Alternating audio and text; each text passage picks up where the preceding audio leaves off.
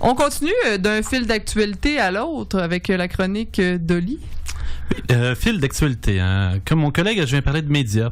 Personnellement, je m'ennuie beaucoup des médias alternatifs et j'essaie de retrouver dans mon fil d'actualité Facebook un fil d'actualité alternatif, ce dont je doute. Malgré tout, je viens partager avec vous l'excellence de mon fil d'actualité. Et un peu comme la dernière fois, là, je vais essayer d'attirer votre attention sur des personnalités Facebook intéressantes. Là. Mais cette fois-ci, j'ai rien trouvé d'aussi intéressant que le quotidien L'Orient le jour. C'est vraiment une semaine particulièrement déprimante. Là. J'ai eu beaucoup de difficultés. Et pourtant. Mais je suis toujours là pour rendre public le caractère privé de Facebook. Peut-être que cet ennui est dû aux élections fédérales. Hein. Pourtant, mon cousin Louis aime beaucoup Alupa Clark dans Limoilou-Beauport. Financé par l'agent officiel d'Alupa Clark. Le 21 octobre, on vote pour un gouvernement conservateur qui respectera le Québec. Choisissons d'être à la table des décisions. Plus pour le Québec, dès maintenant. Notons que ce slogan-là, lui, parle de plus d'argent dans nos poches. Hein, et on parle pas d'un fédéralisme coopératif. Là. Mais bon, hein, au nom du nationalisme, on peut faire bien des choses. Cela dit, c'est une publication parmi tant d'autres. Hein. Il y a celle de Simon-Pierre Baudet dans le même comté. Avec un peu plus de chance, on a peut-être celle du Parti vert canadien qui sponsorise aussi ces publicités. Mais définitivement, comme le disait la célèbre anonyme Anne Archet, dont je vous recommande chaleureusement l'amitié, ça fait déjà quand même un certain temps, elle s'était fait censurer entre-temps, le 30 septembre.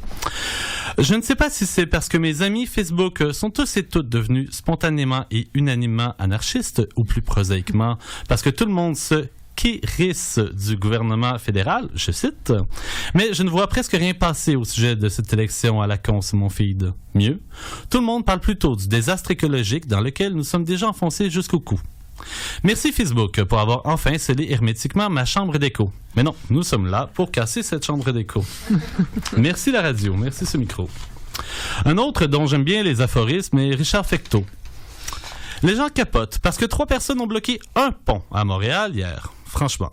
À Québec, ils ont bloqué 2 ponts et ils s'y sont mis à 150 000. Font tout ça tous les jours ouvrables en plus. C'est.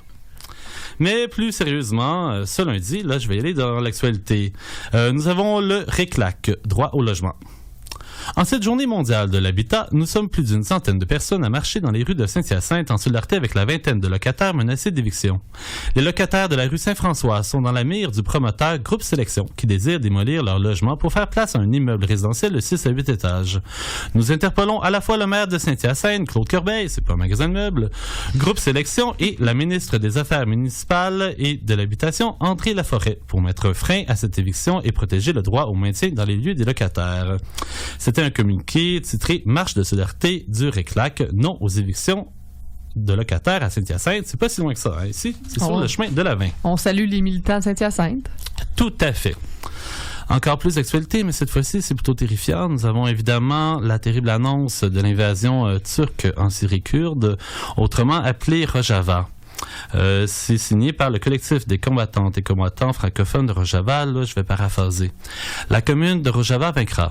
Aujourd'hui, suite à la défection des États-Unis, le peuple de la Syrie du Nord et de l'Est se retrouve seul face à l'envahisseur turc.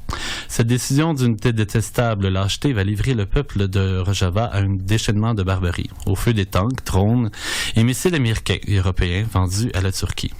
Ce n'est rien d'autre que génocide qui s'annonce avec la bénédiction de la communauté internationale. Plus loin, tous ceux qui ne sont pas tombés dans l'indifférence et le cynisme vous soutiennent et souhaitent ardemment votre victoire. Nous appelons toutes les forces militantes à l'action contre cette guerre et l'impérialisme. Vive la Révolution, vive la Commune et la résistance du Rojava. Vous m'excuserez de passer à un sujet un peu plus léger. Nicolas Paquette aime Développement économique Lévis. On l'attendait, celle-là. Lévis, une ville effervescente, un territoire de possibilités. Réalisez votre rêve d'entreprise. C'est une vidéo, mais j'ai fait une capture d'écran. Je peux pas vous dire la vidéo, je l'ai pas écoutée. Ben, merci Oli. On avait vraiment besoin d'avoir ce post précis. Merci. Il y a quand même déjà un certain temps, la semaine passée, le collectif Subversité publiait une communication.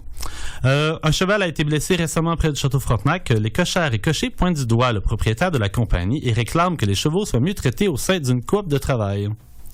Citation.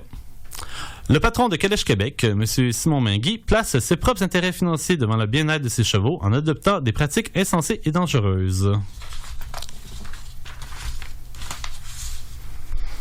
Mais j'aurais pu faire des propos plus pertinents aussi à propos du spécial sur le Chiapas qui a été publié dans Le Devoir ce samedi, un numéro très intéressant. Je vous invite à lire les archives. Vous avez le droit à seulement 5 articles, si je me souviens gratuitement. 4, bon. Désolé. Je vais plutôt vous attirer votre attention sur les micro-médias locaux dans Saint-Sauveur.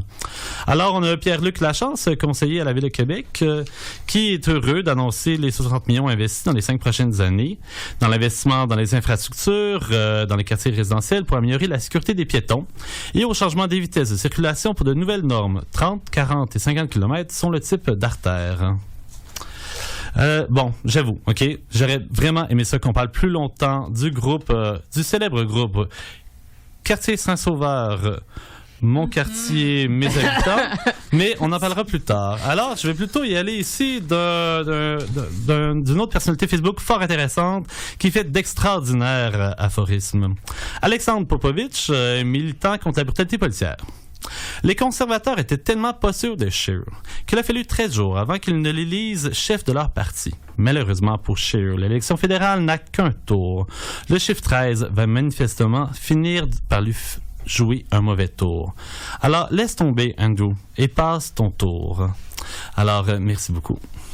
Ben, merci, Lee, pour ce tour de ton fil Facebook qui regorge d'informations, ma foi, mais où était la chronique du quotidien là-dedans? Je m'y suis perdu. Beaucoup trop d'informations pertinentes pour moi.